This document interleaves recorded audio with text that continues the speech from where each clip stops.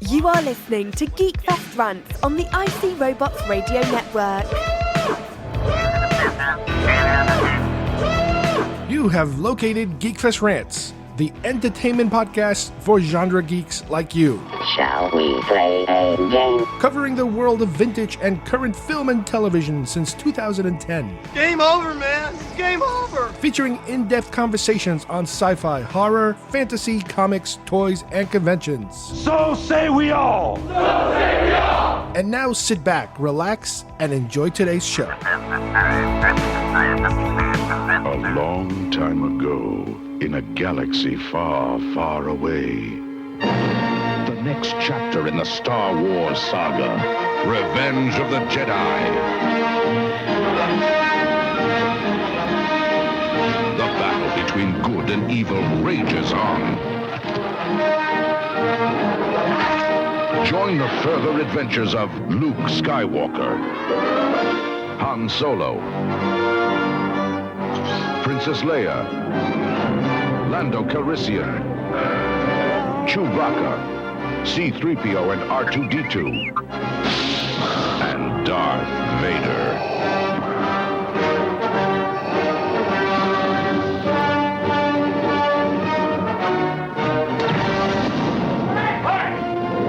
A journey to alien worlds. It's a trap! A rebellion against oppression. An epic of heroes and villains. An adventure as vast as the universe.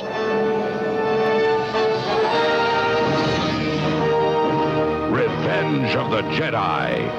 Coming May 25th to a theater in your galaxy.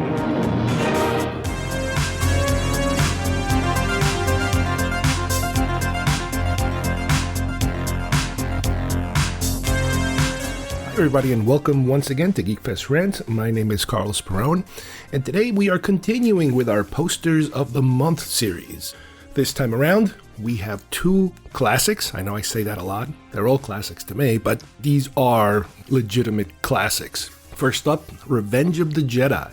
This one-sheet poster from Drew Struzan is a must to every Star Wars fan that collects not only merchandise, but specifically posters. This is a gorgeous poster we're going to go over, and it's weird little things about it.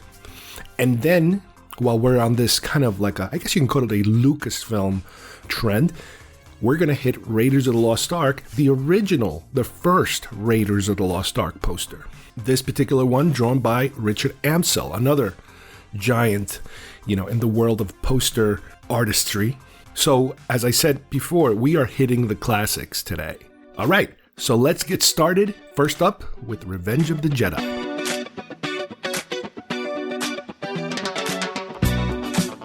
You can collect them all! You are a toy! Batteries not included. Just get those wonderful toys. Details on specially marked packages at participating stores. Is that the $6 million man's boss? It's Oscar Goldman. Why do you have that? That's worth a lot of money. That's much more valuable than Steve Austin. Action figures each sold separately. Hi, I'm Chucky, and I'm your friend to the end. Some assembly required. All your favorite Star Wars heroes and villains. I have 3 of each. 1 to display, 1 to open, and 1 just in case.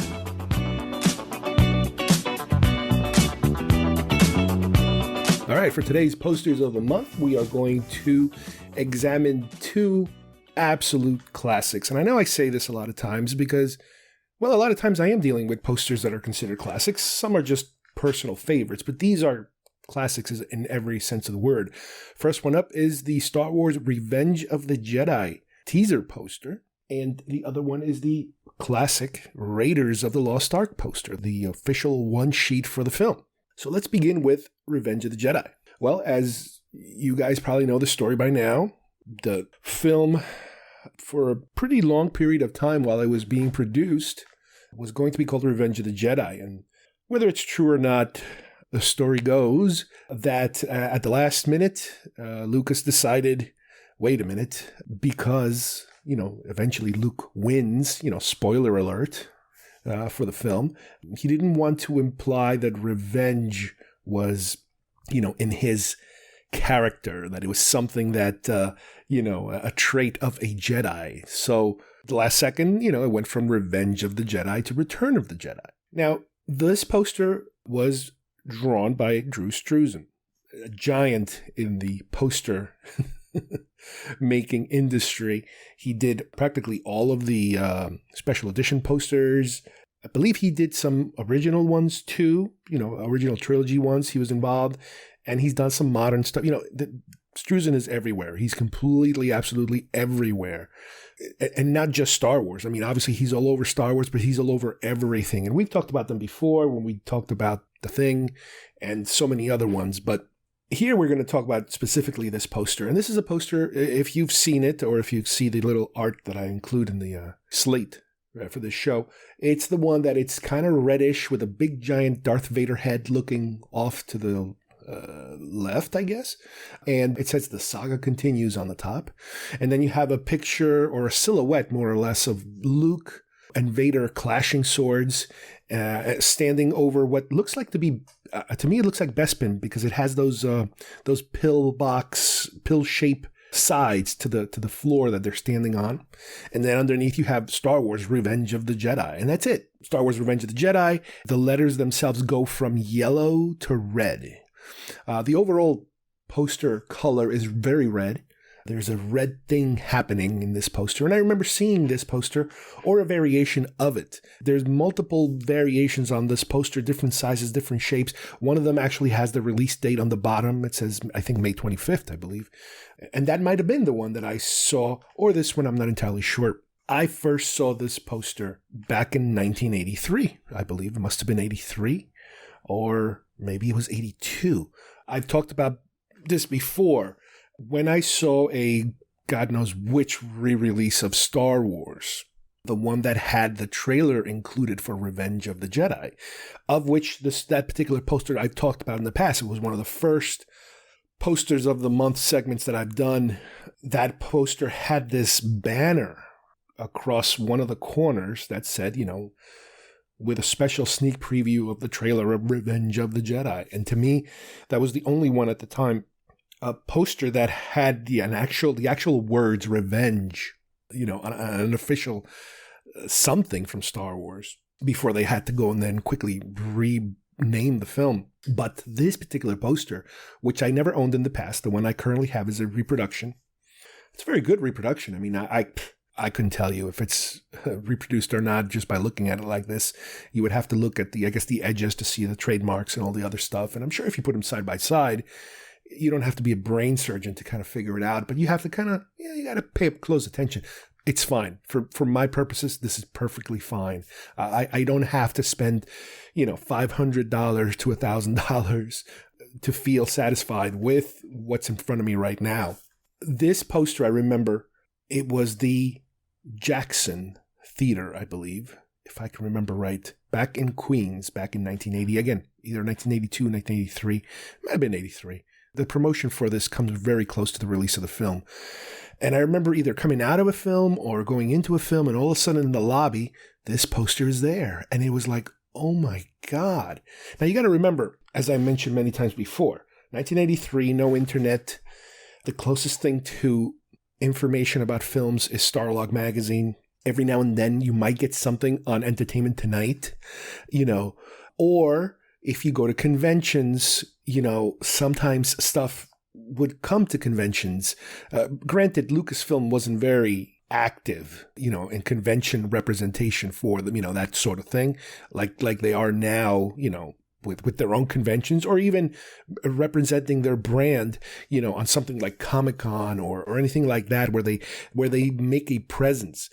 Back then, a lot of the convention-related stuff was very, how shall we say, specific and dependent on how desperate these brands were.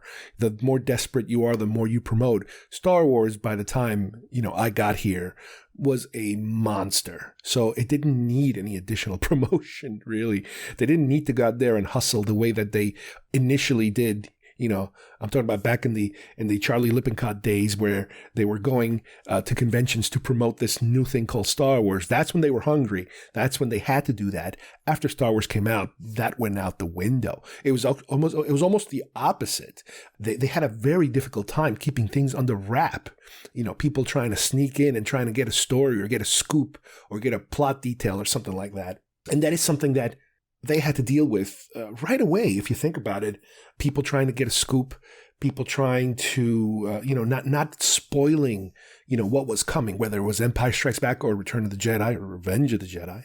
That's one of the first times I remember, you start to notice that, yes, there is an issue with certain actors, and specifically David Prowse. There was this thing with David Prowse, even though he is billed as one of the stars of the film, very early on with David Prowse, he was miffed at the fact that apparently, depending on who you believe, unbeknownst to him, they replaced his voice because he was under the impression that his own voice would be used. And instead they picked James Earl Jones, that big, beefy, deep voice that he has to voice Darth Vader, as opposed to David Prowse, who has a more traditional, average, very English accent, a certain section of Britain, a very regional accent. And you can actually hear it in some of the outtakes that are floating around out there. You can hear his voice because he did do the voice.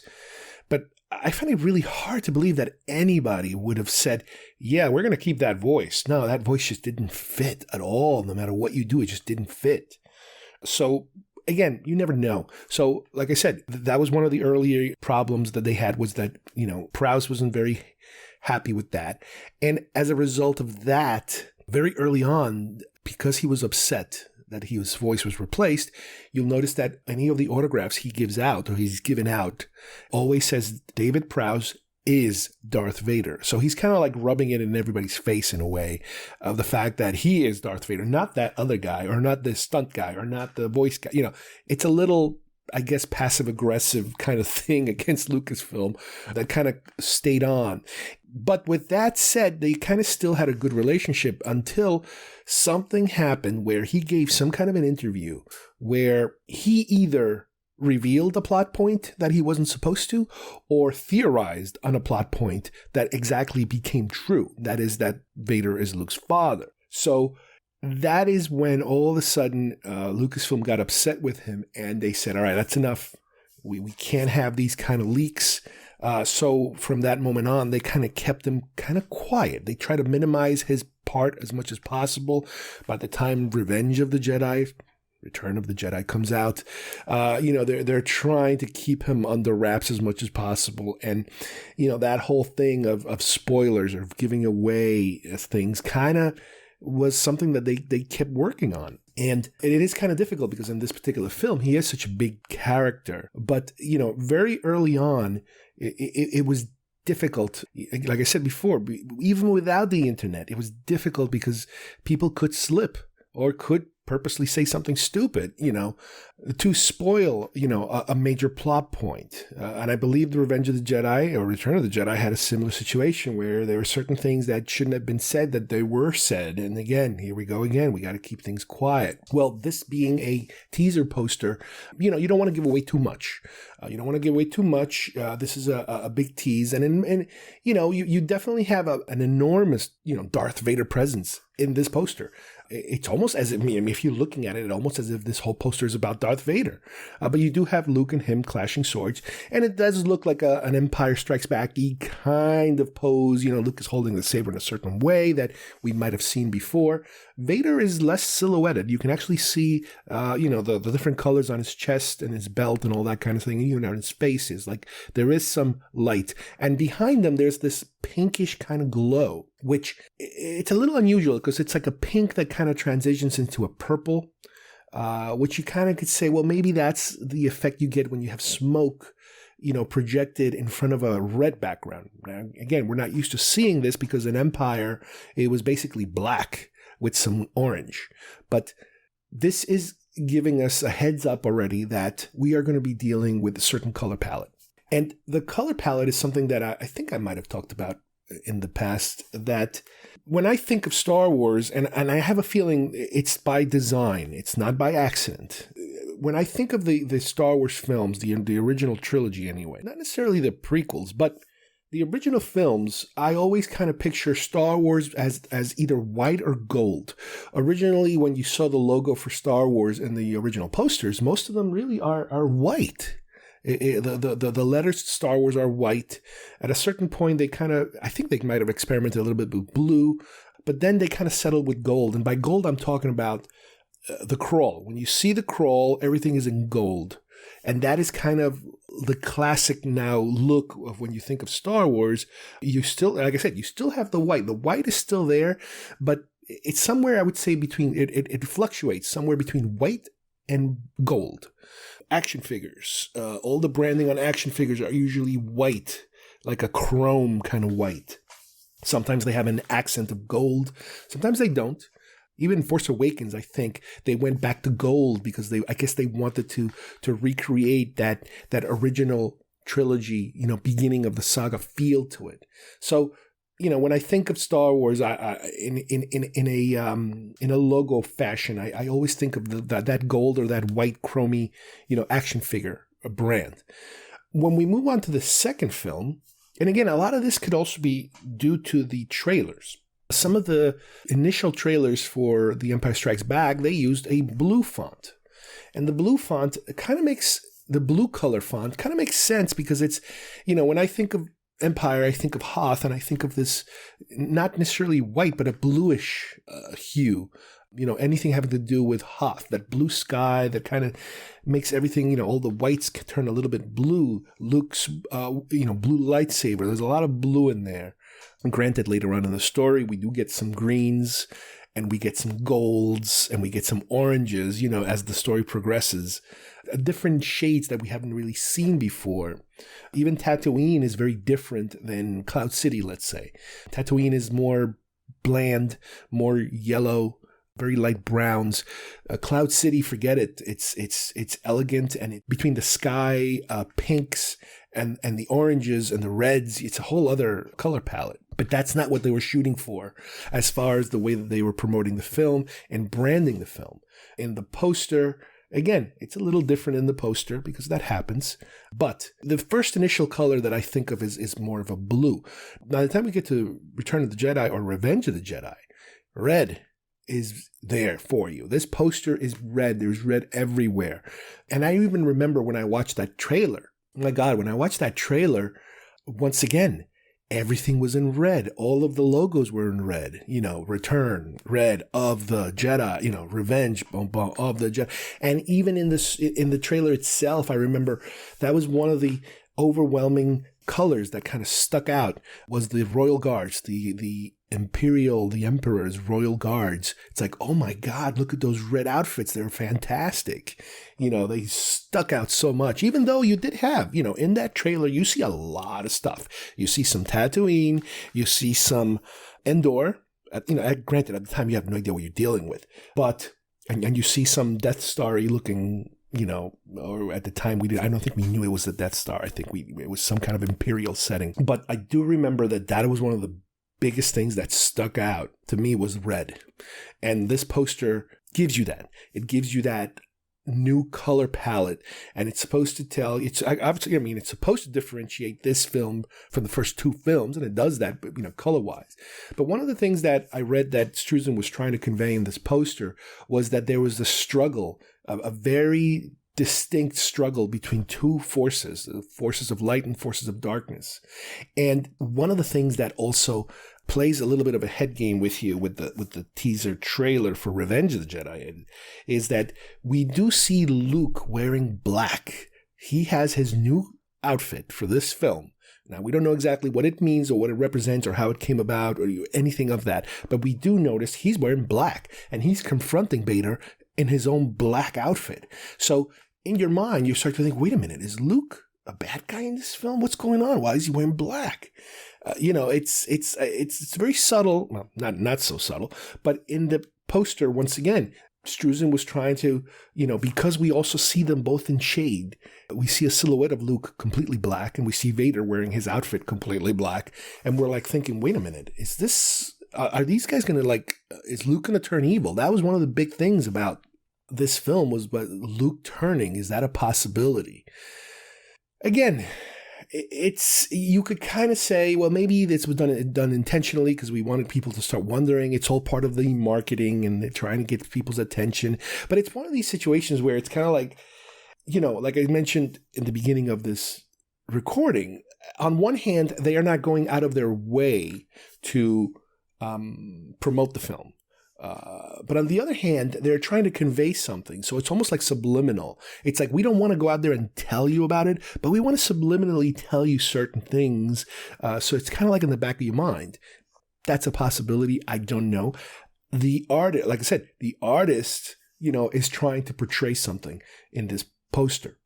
The other thing I noticed just now for the first time is that the Star Wars Revenge of the Jedi logo transitions from gold to red. So you do have that connection of those two colors, and you would say to yourself, why? What's the point of that? Well, to me, it shows the progression of from the first film to the third film. You're seeing that whole thing. Granted, there's no blue streak in the middle, but gold to red it makes a little more sense than having to go to blue in the middle. It's a transitioning color, gold to red, yellow to red. The other thing that is very interesting about this poster that has been debated forever, and I cannot find, as much as I looked, I cannot find a decent answer or an official answer, is why is it that the color of the lightsabers are reversed? But Luke's lightsaber looks reddish. The glow is red. And Vader's lightsaber, his glow looks kind of blue. So it's kind of like the colors have been reversed. So you might say to yourself, well, what does that mean? Is this part of that whole subliminal thing of, are they switching sides? Is Luke turning evil? Is Vader turning good? So it's like, wait a minute. I mean, if you think about it, something like that sort of happens in the film. Luke is tempted by the dark side more than ever before. Vader eventually comes to the light side of the Force. So you can kind of say, okay, well, maybe something like this does happen. Did Struzan do this by accident? Did he reverse the colors by accident? And I find it very hard to believe that he would do this by accident because, by now you can't just say accident. There's been many instances in Star Wars merchandising, art, especially with action figures, where because the reference material wasn't available, artists theorized on how something should look like, and they made it that way. And then that's how you end up with, Luke Skywalker's lightsaber being yellow, on certain toys, on certain action figures and stuff like that. You can kind of chalk it off to, well, they just didn't have it right. They didn't know at the time. It was the first film. Things were a little out of whack. But that's the beginning. This is 1983. We're already practically there. There's two movies already to deal with that you can kind of tell what's what. So I find it incredibly difficult to believe that Luke would be holding the wrong color lightsaber because the artist didn't know any better. Impossible. I cannot believe that. A more likely explanation is, and I'm just theorizing here, is that it is just more of this whole, we need to confuse people. We need to suggest the possibility of switching sides, of your good guy turns into a bad guy and your bad guy turning into a good guy. So that to me seems a little more likely what was trying to be said here. And the fact that it's so hard to find an actual quote somewhere of why this happened. But overall, this, granted, not being an official one sheet, this was meant to be a tease. And they've had teaser posters, for a long time. Not as intricate as this one, I would say. Your Star Wars teaser was like coming this summer, and it was just the logo. Or for Empire, I think they might have had like the big Vader head in the Starfield, the one like similar to the one they had in the album, the soundtrack. But this one is interesting because it is definitely the most elaborate teaser poster, that was produced. And it was never really used again, if you think about it. This was not used in any other merchandisable way whatsoever. And part of it probably is because of the word revenge. Once they decided that revenge was going to be changed to return, they had to retire these posters as fast as possible. Immediately these became collector's items. I know that the fan club, I think, sold a whole bunch of these revenge ones back then for very little money. And now they're worth a lot of money. But Yeah, this is definitely a sentimental poster because I like I said, I do remember seeing it in the movie theater. And when you have so very little information, every little morsel, it's like, you're a starving man and somebody gives you a cracker. You just chew on that cracker as much as you can. We did a show, I think, a long time ago about Return of the Jedi, or I don't know if it was the anniversary or what it was, and we did talk about the whole Revenge versus Return and how the earliest photos even of this film were coming through the fan club, through Bantha tracks. And there was just a still of some Endor stuff, and I think there might have been a still of Admiral Akbar, black and white, that wasn't even in color. But even at this stage, it's interesting that they don't want to even give you, not only are they not giving you a new picture, a real picture of the film, but they're using iconic imagery from previous films. So yeah, this is definitely the definition of a teaser poster. Apparently, the other thing is that you're supposed to be able to read Struzan's signature on Luke's left foot. Somewhere on his left foot. Let me see. I'm going to lean over a little closer because I think I just found it. Yeah, I think I just saw it. I was having a real tough time finding it, but I think I did find it right on his left foot. I think you have it very scribbled there. Struzan's name there, Drew, which is kind of cool, how the artists sometimes hide their names. There was a period in time where they, production companies didn't want the artists' names on posters. But throughout the years, things have changed and they've been able to kind of hide their names here or there. Obviously, you don't want to put a billboard with their name on it. But like I said, this might not be an official one sheet, but this is one of these very super iconic posters. If you're into poster collecting, having to do with Star Wars, this is kind of like the 1 year birthday poster or the concert poster.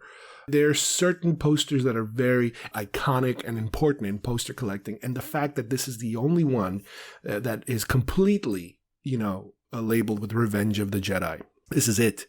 Unless you get those Star Wars, we're going to show the preview trailer banner, you are never going to see the Revenge of the Jedi name anywhere. At least not until, the prequels come out and you have Revenge of the Sith, which they kind of recycle that, which makes a little more sense.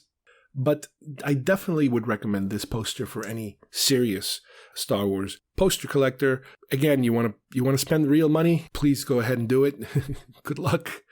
But if you want a decent reproduction, you can get it for anywhere between $10 and $20, and you can display it and enjoy it. Up next, we have Raiders of the Lost Ark. Now, I've done a Raiders of the Lost Ark poster review a while back, a very long time ago, actually, when I started doing the poster reviews, first. And the one that I reviewed last time was the re-release of Raiders of the Lost Ark, which is the one that I own original, that I bought back then. And I told the story of how at the time I couldn't afford the real one, the original one. So I went and bought the re-release one, which was the one that was, more affordable at that time. We're talking about 82 possibly, when I bought that one. But as I mentioned before, my favorite Raiders posters is the original poster, the first one that came out, which ironically was drawn by the same artist, Richard Amsel. And I've talked about Richard Amsel in the past again, the fact that very prolific poster designer, artist. If you go to his website, you'll see the whole collection of all of the different posters he's drawn, and there's a lot of developmental stages of some of these posters. The guy died, I think he was 35 years old. It's incredible how young he died. I mean, he could have done so much more work, but there's a definite style and a definite look to his posters, which is kind of bizarre because the original Raiders and the re-release of Raiders, to me, look so different. The backgrounds, the color palettes are there. They're kind of similar. But the way that he chooses to render the characters, to me, is completely different. The original Raiders poster, which is the one that I recently purchased, again, it's a reproduction. It's not an original, but it serves its purpose, just like my Revenge of the Jedi poster. That is the one that is in the picture, also in the record, in the soundtrack. They used that original art and it is the one that was used mostly when the film was released. There is a third poster out there, which was actually drawn by Drew Struzan, going back to Revenge of the Jedi again, which is a bizarre, well, not bizarre, but it's very different. It couldn't be any more different from this. It's very photorealistic, and it's a shot of like Indy and Marion up on top, and you see the Ark in the bottom, and just the lighting is completely much darker and different. And from what I understand, that one was used more for international distribution of the film, even though this one does make its rounds, just like a lot of them. And this one is the one I associate the most with the movie. If I think of the movie, this is the poster I always think of. Plus, the international one I mentioned was also the one used in the album, the story of Raiders of the Lost Ark. Like the story of Star Wars, those big albums they used to put out. Well, that's the art they used on that one. So it's another way of fans to kind of have access to that art, and they might not even know they have it. That's where that came from. But again, what I'm concentrating on right now is that original poster. To me, it's the best rendition of Indy. His face looks completely different than the re-release. The re-release, I think I mentioned before, it almost looks like a cartoon or an animated version, a comic book version of Indiana Jones. Fun adventure, let's have some fun, that kind of feel you get from it. This one, it's more serious. To me, it's more photorealistic. The design of the poster itself, you have to also keep in mind, this is before the movie came out. That secondary poster, they purposely added more characters and more what you could call spoilery material in that poster, because at that time, it was a re-release. You weren't really spoiling anything because with re-releases, you want people to kind of see it again. I don't know how many new people you used to get when you re-released a film. It's like a secondary run, so, there's not much of that going on. And here, this was a different kind of poster. And I remember when I first saw the fact that there was going to be this movie called Raiders of the Lost Ark, which really didn't say much to me. However, here's where it gets important. Again, you're dealing with an 11-year-old here, back in 1981. On the top of the poster, you have all the information, which we're going to talk about all the art of the poster. But all the way on the top, there's a banner, there's a white section of the poster that says, Indiana Jones, the new hero from the creators of Jaws and Star Wars. So to me, this was like, what's this? Wait a minute, Jaws, what exactly is, I'm not sure exactly what Jaws is, but I know what Star Wars is. It's 1981. We already saw The Empire Strikes Back. I had already seen Star Wars back in Uruguay. And there was a Marvel comic book adaptation that I found. Don't remember if I found it before the movie came out or after the movie came out. But this was one of those things where it was like, I don't know if I'm into this. It almost looks like a cowboy looking thing. There's a guy with a hat and he's got he's got some kind of rope around his shoulder. And there's a shot of him on a rope, and there's a truck and a horse, and it's like, I don't know if I can do this. This is kind of weird. But just the fact that up on top, the word Star Wars was there, that was enough for me as an 11-year-old to kind of give it a second look and go, what's this about? What is the Star Wars connected? The creators of Jaws and Star Wars. What the hell is that about? And that is what hooked me. That's what got me at least interested in looking a little deeper into it. Now, I don't remember exactly if at the time I understood that Harrison Ford was the same Harrison Ford from Star Wars. I don't know exactly if at the time I also understood that George Lucas was the same George Lucas as Star Wars. Obviously, Star Wars is there, and I don't remember exactly how deep, in the weeds I was back then in terms of the making of knowledge. Now, granted, came here in 79, December of 79, I think it was. So it's really 1980. So I had a good year of Empire and catching up with Star Wars lore. And then this movie hits. I can definitely tell you that once I saw this film, I was like, oh my God, what the hell is this all about? This is just amazing. It was just earth-shattering. This completely new genre for me.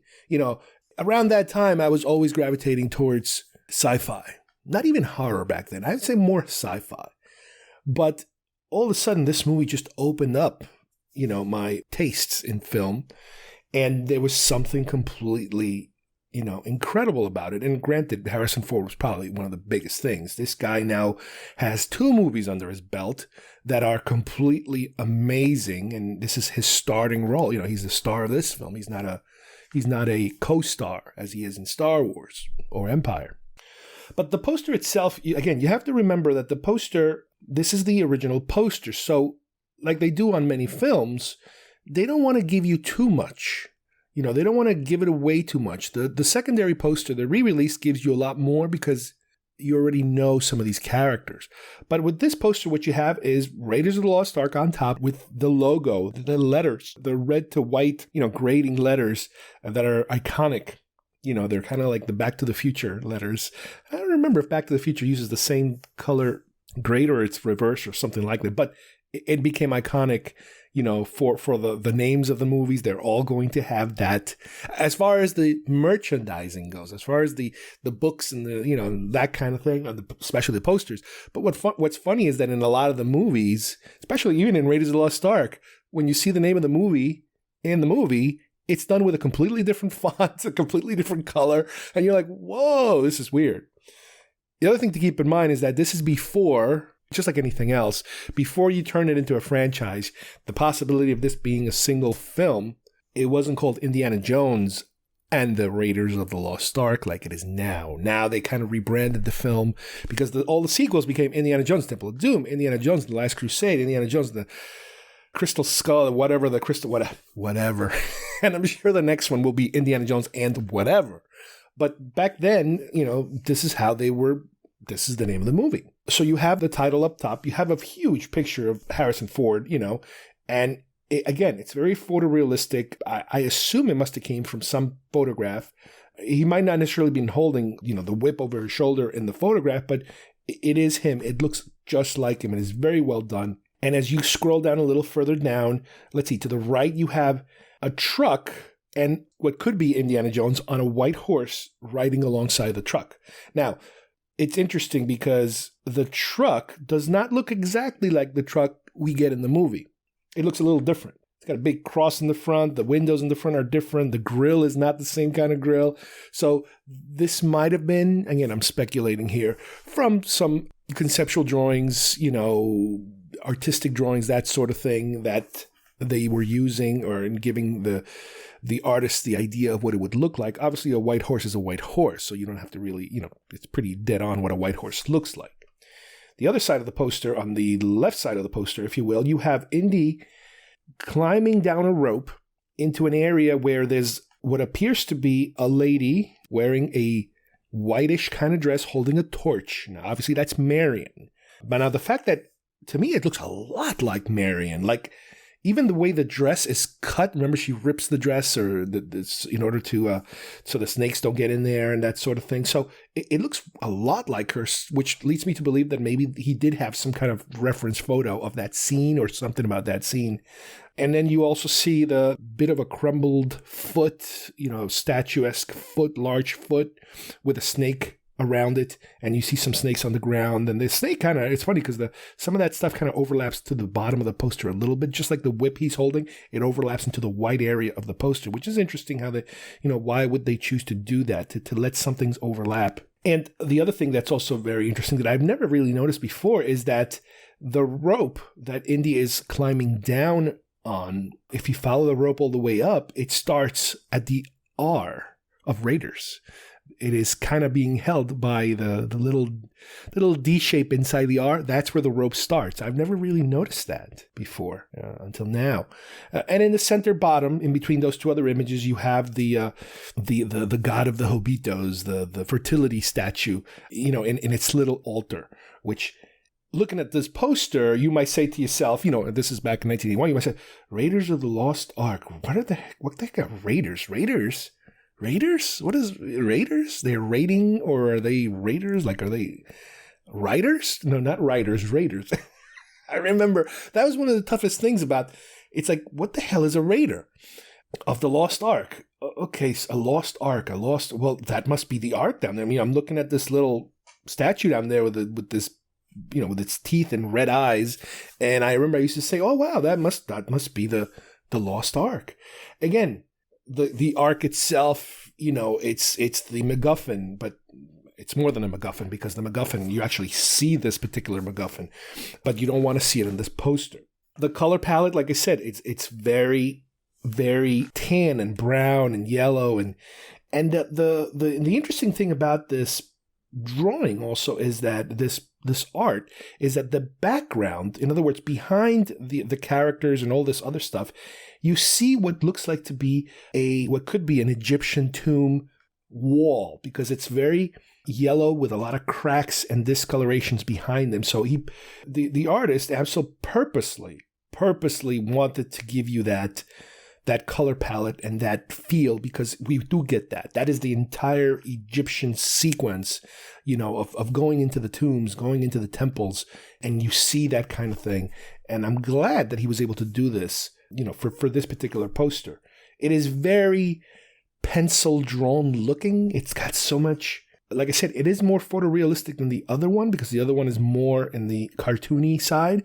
This one is more realistic, but still, again, I'm not an artist and I don't know the vocabulary that well, but there's a lot of pencil marks, and you could see the just all these, instead of brush strokes, this is all pencil looking. It's really different, a different style, I guess, of drawing, as opposed to when I was talking about Struzan, for example, completely different. Now, what's interesting also is that if you go to the Richard Amsel website, which is, let's see, it's called richard-amsel.com. And you go through all these different movie posters, and you can see his entire biography of movie posters. I've talked to him about before when we talked about Flash Gordon. Flash Gordon was an amazing poster, if you guys remember. Again, he does a lot of work with pencil. He likes to do very super sharp images, but I'll throw in a couple of other ones that I probably did in the past that are at least, there's a lot more, but to me that I remember them. The Dark Crystal, Flash Gordon, obviously Indiana Raiders of the Lost Ark, Mad Max Beyond Thunderdome. The secondary Raiders of the Lost Ark poster that I mentioned before, the Muppet Movie, Julia, The Shootist. If you search through his posters, you do recognize a style that carried on and evolved, through his life. Chinatown, The Sting. So, yeah, I would definitely recommend going to the website and going through it. And one of the best things about it is that in the website, not only do you have that, but there are certain movies where you will see the progression of the poster of how it started out. And you have there also a picture of a sketch that he did, just a black pencil on white paper sketch of what he thinks this poster might look like. So you have the frame of its full on Indy. It's that medium shot holding, at the time, again, you can't really tell what it is. We know it's a whip over his shoulder, staring straight at you. And what's funny is that within the frame of the sketch, just even the sketch of Indy alone, you already see the kind of like the butt end of the whip is overlapping out of the frame. So he already had that in mind. That's really interesting. He already had that in mind from the beginning. Then we go to the next picture, which is on a color. They call it a color comprehensive art. Colored pencil and ink on tracing paper. Interesting. Now this one is, again, it's in color. You have him, but he looks a little different. The way he's posing and the way his face looks a little different. Not as iconic, I would say, as the other one. He's still holding the whip over his shoulder, but now it's less of a medium shot. It's a little tighter shot. It's almost like a bust shot. But what he did is he actually added some of that extra information in the bottom. For example, Indy climbing down from the name of the movie on top, because on top of his hat you could see the name of the movie. Marion is there. There's some temple ruins in the bottom. On the right-hand side, more temple ruins. And in the middle, you do have the idol in the middle, but no truck or horse in this particular version or stage of the sketch. Up next, you have something that looks practically exactly like what the final poster looks like, except it doesn't have the logo, the Raiders logo on top. All the other elements are in place. Now we're back down to more of a medium shot of Indy. There's enough space on top to put the title so it doesn't overlap into his hat or his head area. So it's kind of like positioning all the pieces that need to be done. And according to this, it was done in watercolor, acrylic, airbrush, colored pencils on board. So wow, he uses a combination of different types of paints and drawing implements, I guess, to get that effect that looks very, very sharp and pencil-y. And then you have the final product. The one that I'm talking about here, which, like, again, mine is a reproduction. It's not an original. But, like I said, this is the one that I'm more familiar with. This is the one that I couldn't afford. Back then, I don't remember if back then we had the option of buying reproductions. I guess the poster industry was a lot smaller. And back then, this was a period where I was able to buy, some posters you could order through the mail, I remember. And some posters you go to a store, and I used to go to a special store. I think it was called Jerry Orlinger's or something like that in Manhattan. I told the story before. I think they closed down. They finally closed down, I think. I could have swore I saw an article about it. And it was in Manhattan, and it was somewhere in like downtown Manhattan, I think. And you used to have to go down these steps into this. It was like a brownstone, but it was underneath the brownstone. You have to go into the little kind of basement, a tiny, tiny little shop packed with posters. And obviously they couldn't display anything because the shop was so small, and you would ask for a certain name and they would bring out, whatever variations on that poster existed. And that's how you would buy them. But even back then, I remember this one was just out of my price. I don't remember how much they wanted, but I said, all right, I can't do that. I got to go for the next one. So I ended up buying the other one. But later on, once I understood that I was into this sort of thing, I was able to purchase future versions. Like I said, for example, the Star Wars fan club, Lucasfilm fan club. I don't know if it was Lucasfilm or Star Wars back then. They would offer, one-sheet posters. So through the fan club, I remember I got the Indy poster, Indiana Jones Temple of Doom poster. I think I got through them also the Last Crusade poster. And, those were actual, one-sheets, and I was able to get them. Now, this is also a period where, I don't know exactly when it happened, but this is when posters are still only being printed on one side. Because I know nowadays, sometimes there's a lot of posters that are printed dual-sided. This way they can put them on a light box, and then you can shine light through them, which is really cool, when they do that in a movie theater, especially if you're going to take a picture of it.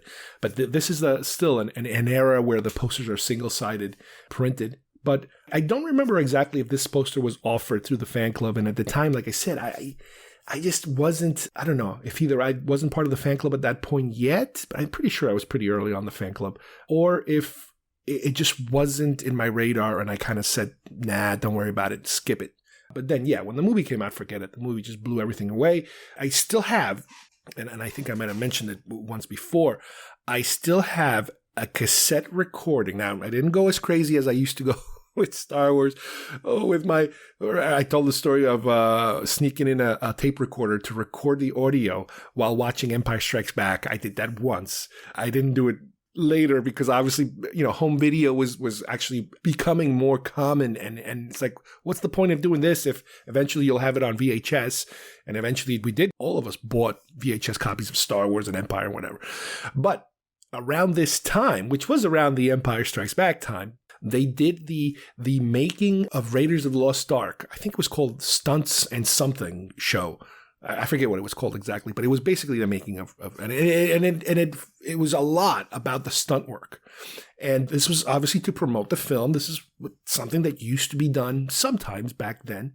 And I remember I recorded it on cassette, and I still have that cassette of the show being played on TV live, and me with a cassette recorder there recording it. And I guess at the 30-minute mark, I have to switch the cassette, because that's the problem I had always, that I always had to switch cassettes, flip it over.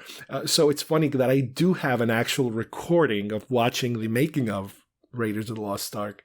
But to this day, Raiders is the benchmark. The movies, in my opinion, got progressively worse. the farther away we got from this film is perfect. It's funny, I was watching it the other day, and it is so much to me like Star Wars in terms of it is such a good balance of all of the things that I like about it. In other words, it takes itself serious.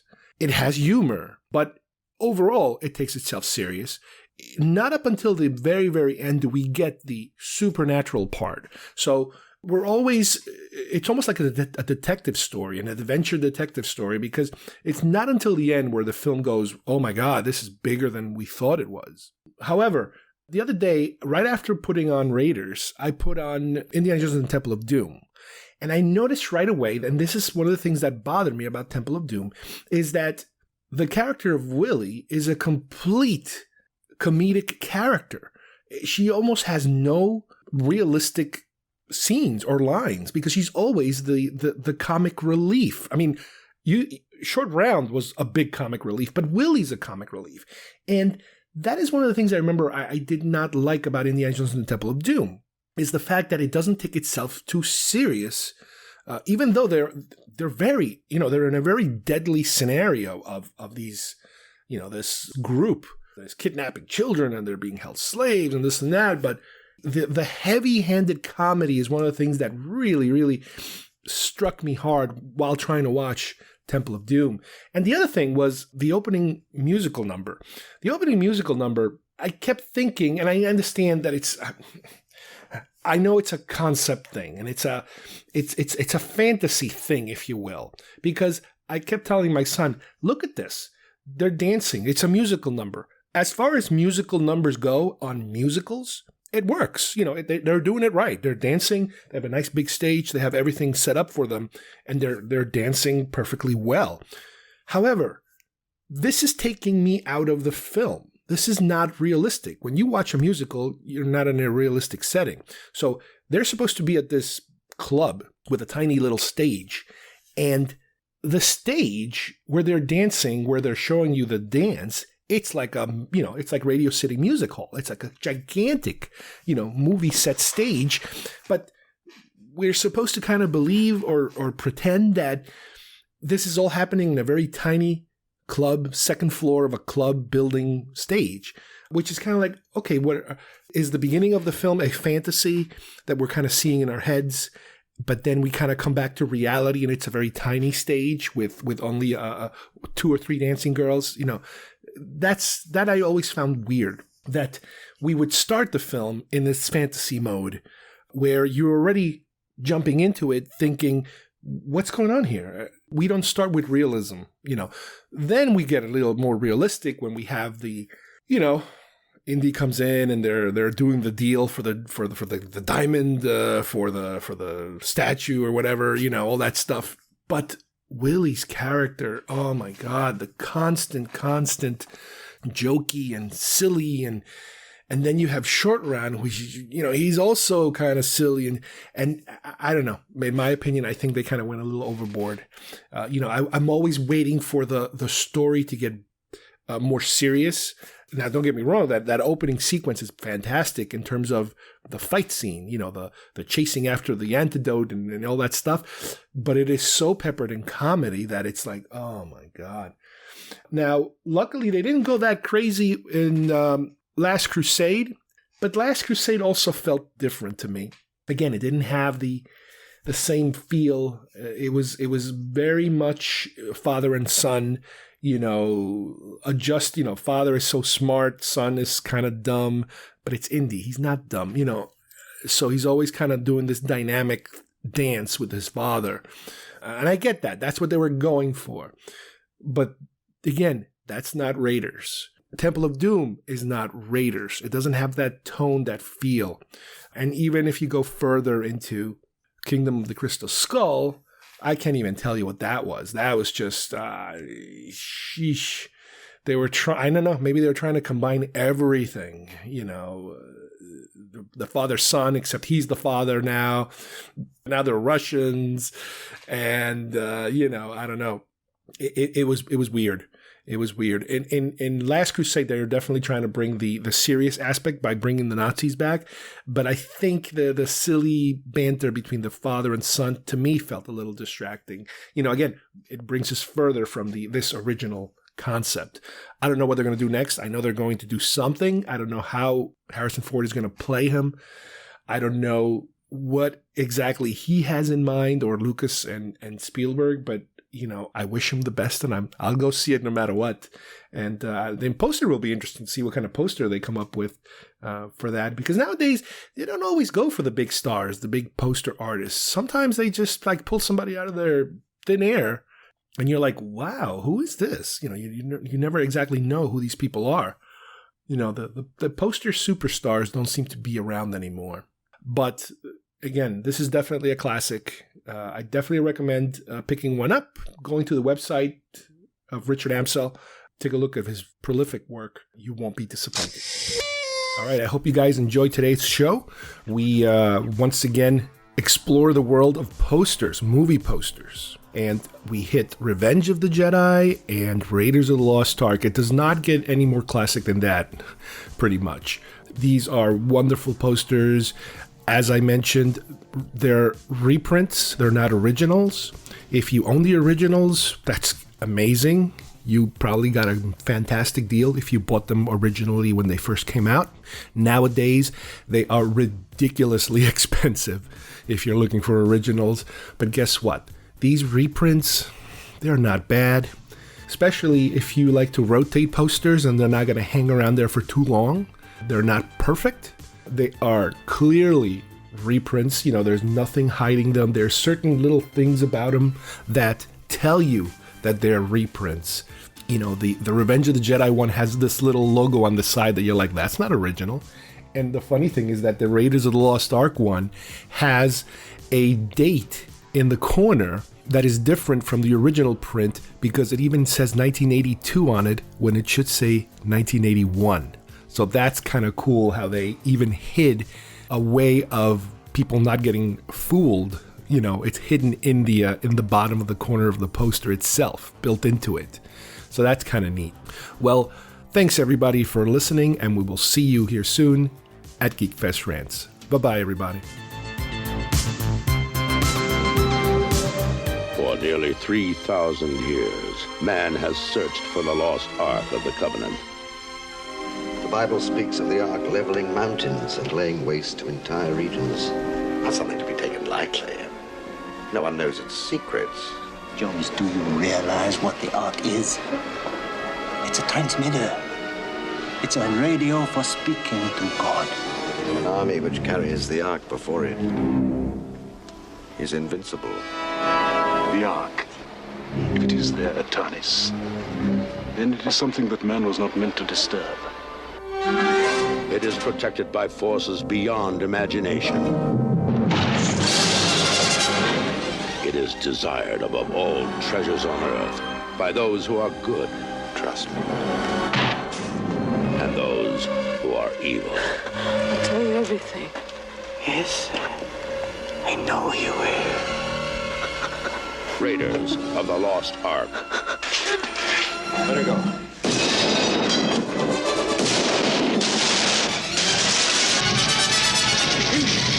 We have no time. If you still want the Ark, it has been loaded onto a truck for Cairo.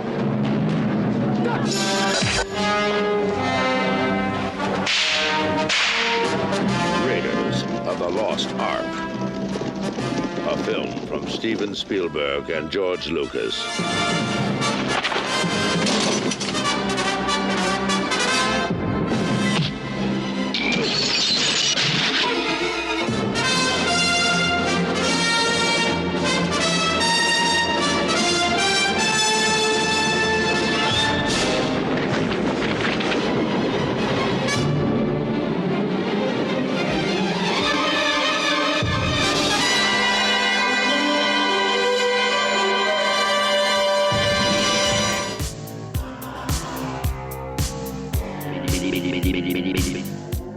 If you would like to subscribe to our show, send us messages, or see video links to some of the topics we talked about today, please visit our homepage at geekfestrants.com or our YouTube channel, Facebook page, or iTunes at GeekFest Rants.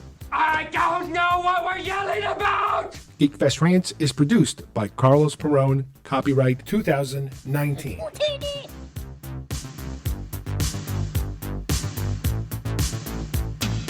This broadcast is part of the IC Robots Radio Network. Visit icrobots.com for this and many other nerd/nostalgia related podcasts. You won't be sorry for long.